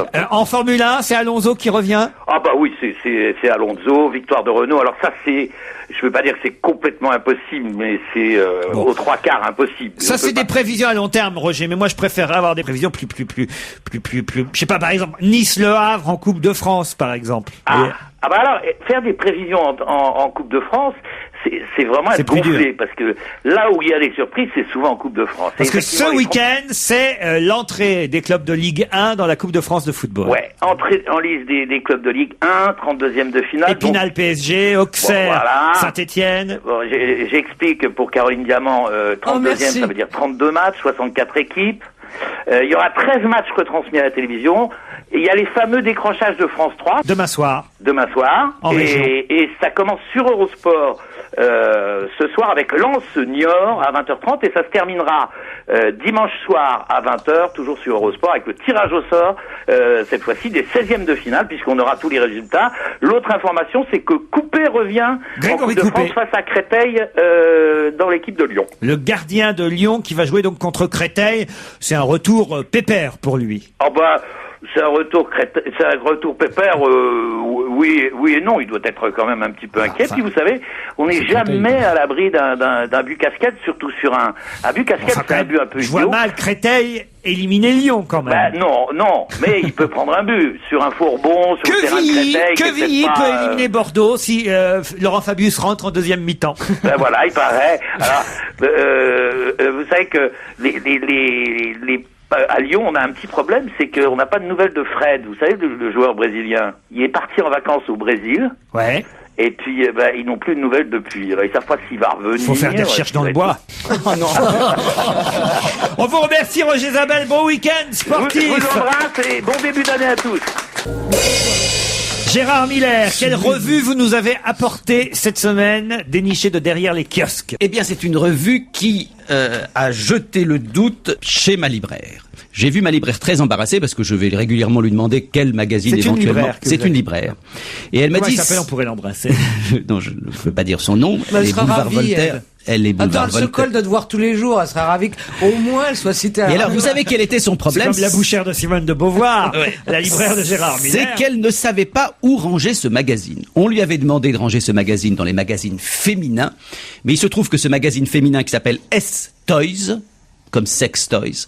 Ce magazine est sous cellophane avec un cadeau que je t'ai apporté, honteux. Caroline. Non, mais j'ai trouvé ça honteux. Et que ce magazine a l'air plutôt du côté des magazines coquins. D'ailleurs, il s'appelle le magazine féminin chic et c'est coquin. ça, je me demandais ce que vous aviez là dans les mains. C'était le cadeau du mois. Alors, je vous rappelle, avant que vous commenciez à déconner, que nous sommes entre 16h et 18h sur une radio nationale qui a alors donc des autre enfants. chose qu'un vibromasseur, qu'est-ce que je te Non. dis? C'est donc un objet, effectivement, qui fait plaisir aux mamans, qui est petit, et qui se trouve Qui en fait cadeau. plaisir aux mamans, ouais. Et Je vois que les mamans, elles aimaient les bonnes notes de leurs enfants. Genre comme ça atténue le côté qui fait plaisir aux femmes. Vous savez. On désexualise la femme. La Qui fait Sonia plaisir Riquelisation. qui peut faire plaisir au Exactement. papa, C'est excuse-moi. la Sonia Riquelisation. C'est un magazine qui C'est coûte Paf Gadget. 6 €. Alors, je vous le présente, ce magazine. 6,95 €. C'est la nouvelle formule. Et en couverture, regardez qui se trouve en couverture. Je pense que vous allez la reconnaître tous. Oui. C'est, Kim Cattrall. Kim Cattrall. Kim Cattrall, bien Vous la sûr. connaissez? Ah, Oui, The Sex and the City. Voilà. Donc c'est un magazine chic, c'est un magazine coquin qui parle de sexualité, qui est plutôt évidemment dirigé, j'imagine, vers des jeunes femmes plutôt que vers des femmes plus âgées. Si je vois l'ensemble des visages qui sont représentés. Non, Mme de Fontenay, là, Mais c'est tout à fait ouvert. Alors, il y a des présentations de Jean-Pierre Foucault. il y a des grandes présentations, par exemple, d'acteurs. Mise à nu, c'est Aurélien Vic. Vous vous rappelez, c'est une des belles gueules du cinéma. Chaos de Colin faites voir. Serrault. J'adore. Non, mais il n'y a pas de pile dans le Ah non, joujou. la pile. Bon, Personne n'a une et il pile. y a des tests psycho qui peuvent éventuellement intéresser certains. Pas toi, Caroline. C'est décidé. J'aurai un mec cette année. Ah, voilà. Le boulot, ça va, merci. Depuis le temps qu'on le pensait pour vous, Gérard. Les projets, tout va bien aussi, mais comme ce n'est pas avec le dossier bidule ou les plans de son nouvel appart qu'on passe des nuits de folie, cette fois c'est décidé, on ne passera pas les fêtes de fin d'année toute seule. Donc comment trouver un mec idéal? Il y a aussi spécial sexy, les people les plus sex toys de l'année. Donc ce sont les gens qu'on a croisés. Alors je regarde Brad Pitt, Patrick Dempsey, Iggy Pop, Pierre Bénichou en neuf, juste avant Raphaël. C'est pas mal. C'est ridicule. Enfin, C'est ridicule, enfin. Il y a aussi... Les gens, ils ont vu ça. Pierre, vous pouvez rendre le petit objet que Gérard non, a. c'est du Portilo. Je peux plus m'en passer, je suis accro. Et il y a finalement un peu comme dans votre émission des années précédentes, on a tout essayé. Là, par exemple, c'est Câlin Express. On a tout essayé, les nouveaux petits objets que les femmes sont supposées avoir dans leur sac. Little Paul, avec sa forme spécialement... Little Paul. Little Paul Vermus. Oh non, mon Dieu. Little Paul. C'est pas Little Monsieur Paul. Et alors, il y a aussi un charmant, ça c'est, je connaissais pas, Little Penguin, qui est un petit pour le pingouin. bain. Mais c'est comme le canard. Après la Pour marche, le canard, le ouais. massage de l'empereur pour un pas de deux qui fera de vous l'impératrice des sangs. Gérard, mais oui. vous n'avez pas honte de nous rapporter ce genre de Écoutez, magazine? c'est un magazine qui n'est en rien interdit à la vente, qui est pour les gens Comme le tabac. adultes, qui se présente de façon plutôt C'est sur ce luxu- magazine qui n'est pas interdit à la vampe. Allez, on se retrouve après la pub avec Serge Ligado.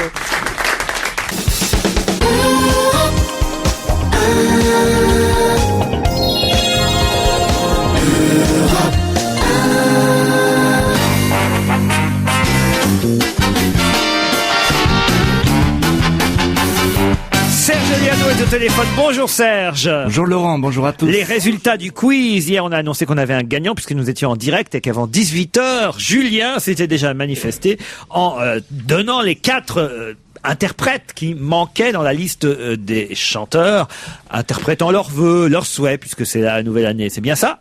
C'est ça, je me demande même si c'était pas 5 qui restaient à découvrir. C'était 5. Qu'est-ce que vous dites? C'était pas 4, Serge? C'était 5. Oui, voilà, c'était 5.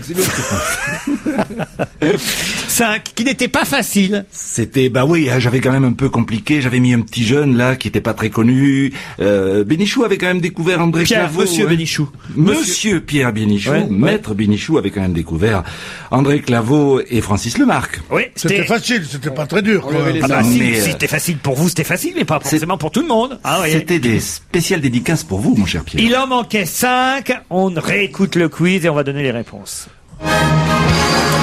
La première avait été trouvée, c'est Alizé. Et comme on dit chez moi, pas de chez Il manquait la seconde, écoutez bien. Et que tout aille bien, c'est pour vous le plus cher de mes vœux. Ça c'est Dalida, elle avait été trouvée Dalida. Oui, oui. C'est lui qui manquait. Soit un jour exaucé. Axel Bauer, c'était Axel Bauer. C'est quelques fleurs. Ça c'est André Claveau. Le bonheur. Le prochain manquait aussi, écoutez. C'est mieux sec. Pour que les hommes C'était Miosek qu'il fallait trouver. chez eux cette nuit. Je te le souhaite du fond de mon cœur. Tous mes vœux pour une parfaite nuit de bonheur. Erika Mitsuko. Étienne Dao. Elle manquait. C'est pas du souhait à la légère. C'était Isabelle Boulet. Car je veux mon bonhomme si tu veux mon bonhomme. Francis Lemarque. Le bonheur. On a fait le vœu Rock voisine. au départ que rien ne nous sépare. La prochaine manquait. Écoutez la prochaine. Une étoile filée. J'ai fait un vœu. C'était Sylvie Vartan. Inquiet, scruter l'horizon. Et celui-ci c'était très dur aussi. Fiori. Se lever au ciel pour qu'on exauce leurs vœux. C'était Jonathan Serrada, ex-gagnant de la Nouvelle Star. Et on terminait par Tété, lui c'était facile. Bravo Serge Liado pour ce quiz et bravo surtout à Julien qui a donné les 13 interprètes au total et qui gagne donc, outre les 2 livres d'Annie Lemoine dans la collection J'ai lu, Vue sur mer et La vie d'avant, le calendrier du chat de Philippe Gueluc, l'année olympienne du chat de Philippe. Des places pour aller applaudir Michael Gregorio au Théâtre L'Européen, ses prolongations jusqu'au 12 janvier, même des places si en février il est là, puisqu'à partir du 12 février, il pourra applaudir Titoff et Elisa Tovati, entre autres, au Théâtre des Bouffes parisiens dans Open Bed, une pièce que j'ai eu la chance d'adapter et mise en scène par Charlotte de Turckheim. Rien à rajouter dans le filet garni. Pierre, n'en avait pas un petit cadeau, une petite gâterie supplémentaire? Oui, une madeleine. Peut-être qu'on pourrait mettre le sextoy, Gérard. Non? Oh non, non, c'est pas le son genre. C'est la femme honnête qui gagne. Bah, c'est Julien. C'est Julien. Il offrira. À sa maman. La chanson flash du jour, Serge. Ben, je me suis intéressé aux primaires dans l'Iowa. Voilà Barack Obama, sénateur de l'Illinois, victorieux des primaires de l'Iowa. Logiquement dans l'Ohio, on peut penser que bientôt c'est lui qui cassera la baraque Obama. Hillary Clinton pourra plus dire qu'il y a de la chance que pour les caucus, ça c'est sûr, mais rien n'est perdu, je crois. Il lui reste quelques mois pour lui casser sa cabane à Obama. Bravo Serge, c'est professionnel. On se retrouve lundi. Salut à tous. Et il est temps maintenant de parler du livre de la semaine. Et comme on avait eu quand même quelques jours de vacances, je vous avais confié un livre, je dois dire, assez imposant en termes de nombre de pages. Oui, je vois vos têtes fatiguées, là, peut-être d'avoir dû lire Les Disparus, un livre signé Daniel Mendelssohn, prix Médicis étranger 2007 et publié chez Flammarion. J'ai envie de commencer par vous, Caroline. Alors, vous avez lu en entier Les Disparus? Alors oui, j'ai lu en entier Les Disparus. Alors c'est un cadeau violent que vous m'avez fait quand même pendant les fêtes de Noël. C'est une période déjà où j'ai un moral de mouche écrasé et donc je reçois au début ce livre en me disant ça doit être un chef-d'œuvre, c'est sûr, mais c'est très proche de l'histoire de ma famille et c'est vrai que ça me fait toujours peur de me plonger là-dedans. Donc j'y suis allée, j'ai commencé, j'ai ouvert. Ça commence par un arbre généalogique qui dans les familles qui ont été pour en partie exterminées pendant la Deuxième Guerre mondiale, avec tous ces points d'interrogation, etc. Vous avez déjà une montée d'émotion. Je me suis dit, oula, et on n'est qu'à la première page. Alors j'ai mis beaucoup de temps à lire les 145 premières, et puis après j'ai englouti tout le reste. Alors le pitch, c'est un jeune Américain qui a 47 ans, qui a toujours été intéressé dans sa famille par l'histoire de sa famille. Son grand-père et tous ses frères ont eu la chance d'être aux États-Unis avant la Seconde Guerre mondiale. Il y a juste un frère qui est resté en Pologne où la famille peut remonter jusqu'à 300 ans en arrière. Et il a toujours entendu dire que ce frère, sa femme et ses 4 filles étaient morts, tués par les nazis en 1942, point d'interrogation.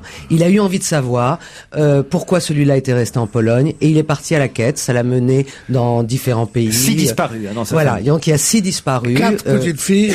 Voilà, les 4, le frère de son grand-père. Et donc il a retrouvé des courriers, il est parti à la quête, on suit toute cette quête avec lui. C'est passionnant. C'est passionnant, ça fait poser beaucoup de questions. Alors, je peux vous dire les questions qu'on se pose quand on est juif d'Europe de l'Est et que c'est l'histoire de votre famille. Comment perçoit-on et lit-on et vit-on émotionnellement ce livre quand on n'est pas du tout connecté à toutes les histoires? Moi, j'ai été très touchée parce que les prénoms des gens dont il parle sont l'un mon prénom hébreu, l'autre les prénoms de mes tantes en Israël. La nourriture polonaise qu'il mange, c'est une nourriture que je sais faire. Du matzebra, des plats qui vont rien vous dire, du gefilte fish, il parle de tout ça. Il parle yiddish. Je me suis rendu compte que je savais lire le yiddish. Je pensais que je ne savais que le parler. Ça m'a beaucoup touché de voir que j'arrivais à le lire. Il parle d'endroits, voilà, tout m'était familier. Donc, j'ai essayé de laisser l'émotion toujours à droite. Ça m'a fait culpabiliser beaucoup de peut-être pas être allé chercher moi l'histoire de tous les disparus chez nous qui sont encore bien plus nombreux que lui parce que lui au moins il y a une partie qui était aux États-Unis. Il a écrit ça de manière passionnante et son récit se compose de 2 manières. En même temps, c'est quelqu'un qui a beaucoup étudié les textes de la Torah et donc chaque fois quand il reparle de la Bible, il fait des parallèles entre la quête à laquelle il se dévoue, et une étude qui a été faite par des rabbins très anciens et des rabbins plus récents de textes extraits de la Torah. Moi, je me suis rendu compte que j'avais du mal à lire les deux en parallèle. Donc ce que j'ai fait à un moment donné, c'est que j'ai séparé les deux. C'est-à-dire j'ai sauté tous les paragraphes où il développe tout ce qui est sur l'étude de la paracha, de tel paracha, parce que ça me ralentissait dans la lecture. J'ai lu toute sa quête à lui actuelle, et après, je suis revenu me consacrer, à l'autre partie. C'est un livre magnifique. C'est bien que tous les 15 ans, il y a une nouvelle génération de gens qui ne connaissent pas cette histoire, cet holocauste. Il y a des choses très vraies qui sont dites par son frère, qui dit que l'holocauste est encore en cours. Et c'est vrai. Moi, je pense toujours que les Allemands n'ont pas perdu la guerre et que l'ont gagnée dans cette guerre-là. Malheureusement, tant que les générations comme moi, qui sont la première génération après les déportés, avec un père qui était dans un camp de concentration et que je transmets déjà des choses à ma fille, cette guerre, malheureusement, ne s'est pas achevée à la date où on pense qu'elle s'est achevée. Ce livre le dit aussi. Moi, je voudrais juste citer le nom des 3 disparus que j'irais peut-être rechercher. Donc, Shaya Ena Cooperman, Émile Asher, Yakultil Meyer Diamant, et je n'oublie pas aussi Sprinza Cohen. Daniel Mendelssohn, Les Disparus, c'est chez Flammarion. Vous, Pierre Bénichou, alors comment vous avez... Moi, j'étais bouleversé par ce livre, évidemment. On en a très bien parlé. Oui. Et c'est vrai que c'est bouleversant. C'est vrai que c'est un livre... c'est vrai que tous les passages sur la Torah, toutes les références au surnaturel m'emmerdent dans toutes les religions, même dans la Torah. Et il se trouve que cette quête est perdue de ce type, de ce petit Américain bien dans sa peau, tout d'un coup, se dit pourquoi est-ce qu'on dit chez moi ils ont été tués par les nazis. Ça veut rien dire pour un petit Américain né en 1960 qui en prend ça vers 1970. Et tout d'un coup, il commence à se focaliser là-dessus et il devient complètement obsédé par ça et il fait le plus grand des voyages. Il a de la chance lui parce que, si on peut dire, parce qu'il n'y a eu que 4 déporté dans sa famille, sur une famille immense, et que sa famille peut remonter 300 ans en arrière. Donc il peut revoir toute cette histoire de l'Europe, de cette Pologne, cette histoire des Juifs, et qui est comme l'antisémitisme est une chose qui est internationale, c'est l'histoire du monde qu'il voit, qu'il peut retracer à propos de sa famille.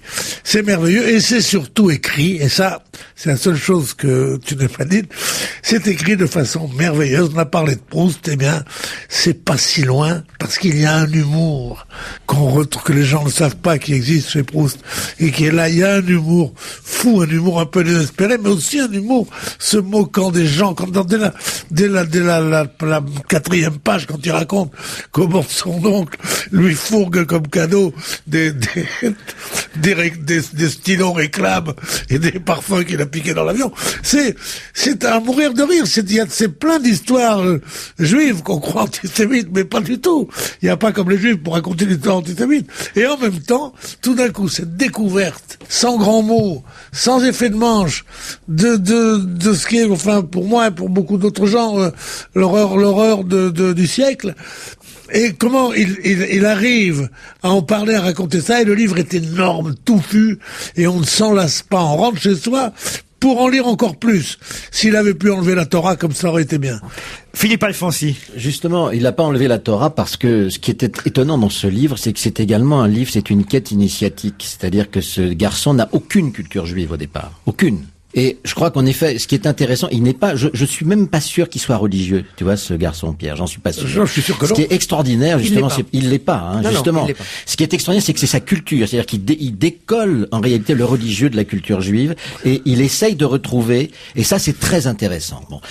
Moi, j'ai trouvé ça formidable, parce que ce type découvre qui il est, et alors, vous avez tous obligé de dire une chose étonnante, pourquoi il se lance dans cette aventure? Parce qu'il a entendu dire, en effet, que les 4 filles et les 2 adultes ont disparu, ont été tués par les nazis. Mais c'est parce qu'il ressemble d'une façon incroyable. Il y a les photos dans le bouquin. Au père qui a disparu. C'est son sosie. Et il quelque part, et c'est là où il part à la recherche de lui-même, quelque part. Et ce qui est formidable, moi je trouve que bien sûr, c'est la première phrase du livre, excuse-moi de te dire une petite insiste. Le livre commence, comme on le dit, c'est proustien, on se dit, et c'est longtemps. Et on se dit, je me suis couché de bonne heure, pas du tout, c'est longtemps.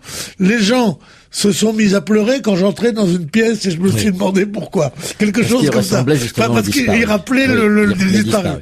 Et alors, ce qui est tout à fait extraordinaire, parce que je sais pas si c'est proustien, lui-même quelque part dit qu'il est un amoureux de ce style de la Torah, de ce style de l'Iliade et de l'Odyssée, etc., d'incises. Et ce livre est fait d'incises. Et c'est pour ça qu'il est quelquefois au départ un peu difficile d'entrer dedans. Mais après, on part comme dans une enquête extraordinaire, dans un roman policier formidable.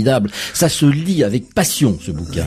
Prix Médicis étranger 2007 chez Flammarion, Les Disparus, signé Daniel Mendelsohn. Gérard? Presque tout a été dit, donc des choses qui n'ont pas été dites. D'abord, le sentiment qu'il a, lui, il est né donc dans les années 60, au début 60, et donc il considère qu'il est la dernière génération d'écrivains à pouvoir avoir un contact direct avec les survivants de l'Holocauste, et qui la plupart d'ailleurs sont morts depuis l'écriture de son livre. Premier point. Deuxième point, on l'a pas cité, on ne peut pas ne pas le faire dans votre émission, c'est de le comparer avec le prix Goncourt de l'année dernière, Jonathan Litton, Les Bienveillantes. Lui, il avait choisi une forme qui était la forme romanesque, et uniquement cette forme-là. Ici, vous avez, et c'est sans doute ça qui trouble un petit peu, notamment la partie religieuse, il a choisi plusieurs formes. Il y a tantôt le journal intime, il y a tantôt la rigueur historique, il y a l'épopée, donc c'est ce mélange-là qui donne à ce livre cette force et qui fait que ça n'est pas un livre de plus sur le sujet, mais un livre vraiment original et incontestablement pouvant intéresser des gens, même... Ce que tu as dit, Caroline, je crois que depuis que tu fais cette émission, je trouve que c'est le plus juste, le plus parfait, le plus exact, le plus touchant que tu aies pu dire. Enfin bon, il faut que j'arrête parce que à ce moment-là, les larmes montent moi aussi aux yeux. Toute cette semaine dans On se dit tout, les laboratoires Médical nous font découvrir la solution pour mincir après les fêtes. C'est Actif Brûleur Minceur. À tout à l'heure.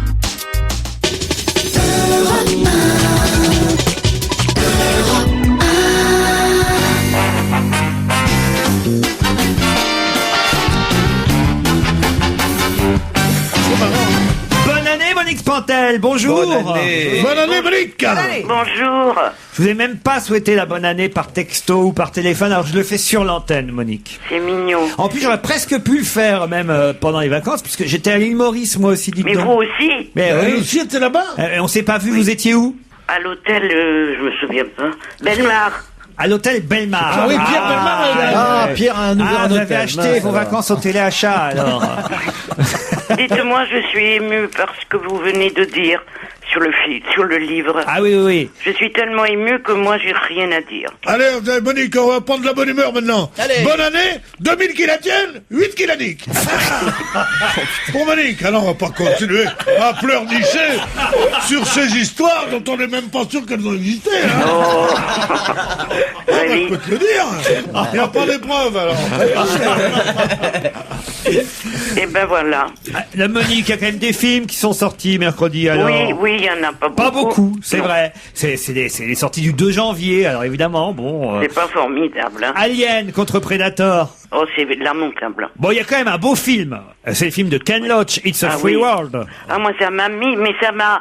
Bon, on connaît Ken Loach qui fait toujours qui se bat toujours contre les injustices. Mais Social, il fait des films sociaux. C'est pas parce que son film est meilleur que les autres, c'est parce qu'il vous touche.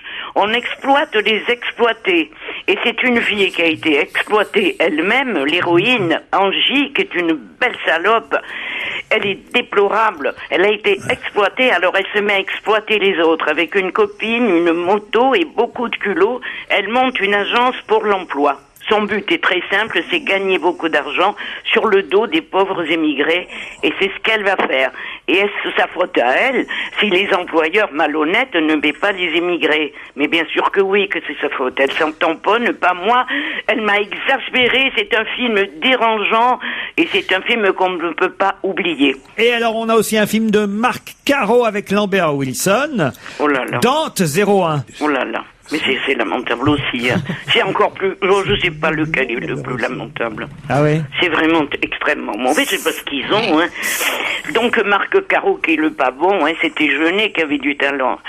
Il a fait un film nul, encore une navette spatiale, installée au large d'une planète maléfique, Dante 01. On y soigne les fous criminels. Pourquoi si haut? Parce qu'ils sont dangereux, tiens. Et alors ils sont là, les fous, et les infirmières et les infirmiers, ils font des gueules. Et Lambert Wilson, il est pas bien. Et alors qu'est-ce qu'il fait, Lambert Wilson, qui est délicieux? Qu'est-ce qu'il fait dans cette galère? Il y a que le film de Ken Loach finalement qu'il faut retenir cette semaine. Évidemment. Les autres on oublie tout puis on se dit vendredi prochain.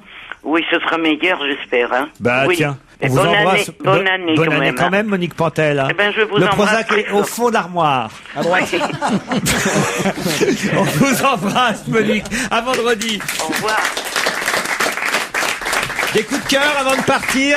Rien, non? J'ai un coup de cœur. J'ai lu un livre d'un homme qui s'appelle Jean-Denis Bredin, qui est un avocat très connu, et qui a écrit un livre qui s'appelle Trop bien élevé. Et c'est la sempiternelle histoire du pauvre petit garçon riche, pas trop aimé par sa mère, et puis dans la guerre et tout ça. Alors on se dit ça. Et c'est formidablement réussi. C'est un petit bijou.